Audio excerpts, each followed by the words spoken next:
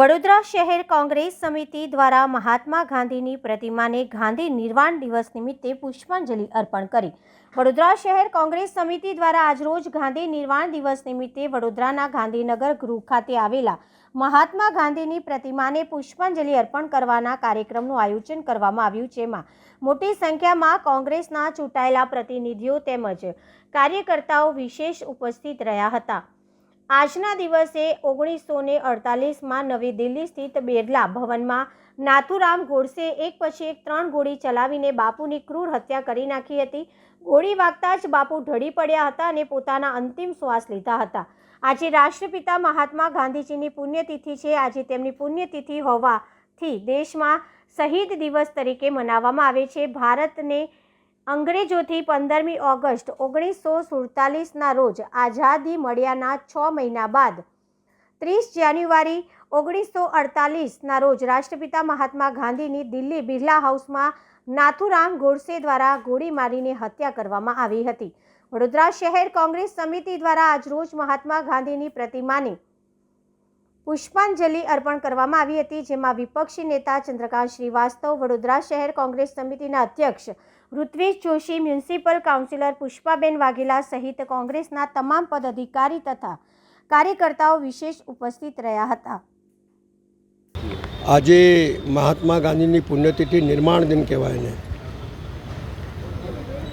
સાંજના સમયે 5:17 બિરલા હાઉસમાંથી પ્રાર્થના સભા સંબોધવા માટે જ્યારે નીકળ્યા ત્યારે નાથુરામ ગોડસે ગોળી મારી।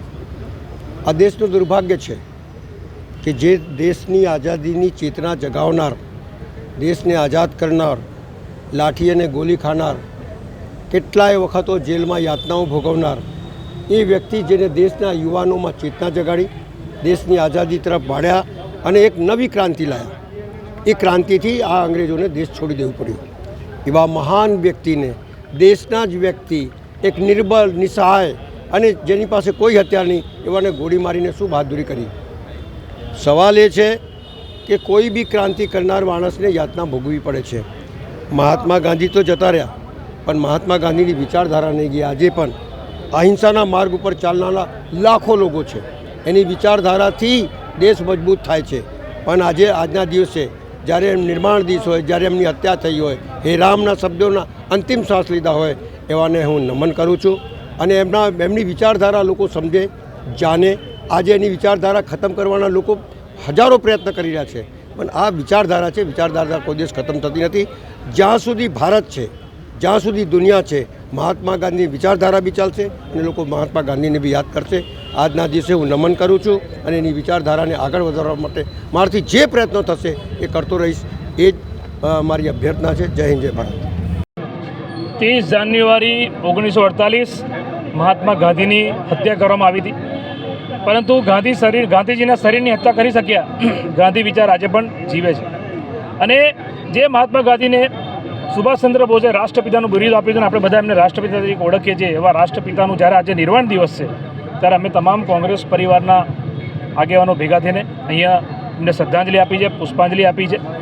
દુઃખ એ વાતનું છે કે આજે વડોદરામાં, ગુજરાતમાં અને દેશમાં બધી જગ્યાએ ભાજપ સત્તામાં છે, પરંતુ આ લોકો જે રીતે આજે ગાંધી વિચારનું અપમાન કર્યું છે, કારણ કે નિર્વાણ દિવસ રાષ્ટ્રપિતાનો છે અને એને તમે ભૂલી ગયા કે જાણીને તમે નથી આવ્યા। આ તમારે મીડિયાના માધ્યમથી તમારે એ લોકોને પ્રશ્ન પૂછવો જોઈએ, કારણ કે કોર્પોરેશનમાં પણ તમે જુઓ કે મેજોરિટી બીજેપીની છે, ધારાસભ્યો શહેરમાં ભાજપના છે, સાંસદે ભાજપના છે। આજે ગાંધી વિચાર, જે મહાત્મા ગાંધીએ આ અંગ્રેજો સામે આઝાદીની લડાઈ લડીને આ દેશને આઝાદી અપાવી અને જે અંગ્રેજો પાસે શસ્ત્ર સરંજામ, તોપ, બંદૂક બધું હતું, એની સામે સત્ય અને અહિંસાના રસ્તા પર આઝાદી અપાઈ અને આઝાદી મળ્યા બાદ આ દેશમાં બંધારણ બન્યું, લોકશાહીની સ્થાપના થઈ। લોકશાહીની સ્થાપના થઈ માટે ચૂંટણી થાય છે, માટે આ લોકો ચૂંટણી જીતીને સત્તામાં આવ્યા છે। તો સત્તામાં આવીને તમે સત્તાના નશામાં તો ભાન તો ભૂલ્યા છો, અભિમાનમાં, અને મહાત્મા ગાંધીને પણ ભૂલ્યા। એટલે દુઃખ થાય, પણ અમે તો ભગવાન આપણા મહાત્મા ગાંધીનું એક બહુ સારું ભજન છે કે રઘુપતિ રાઘવ રાજા રામ, સબકો સન્મતિ દે ભગવાન, એ જ પ્રાર્થના કરીએ છીએ અને મહાત્મા ગાંધીના આજે નિર્વાણ દિવસ નિમિત્તે અમે એમને નમન કરીએ છીએ। સાથે સાથે મહાકુંભમાં જે લોકોએ જીવ ગુમાવ્યો છે એ લોકોને પણ અમે અહીંયા 2 મિનિટનું મૌન પાડીને એમને પણ અમે શ્રદ્ધાંજલિ અર્પણ કરી છે।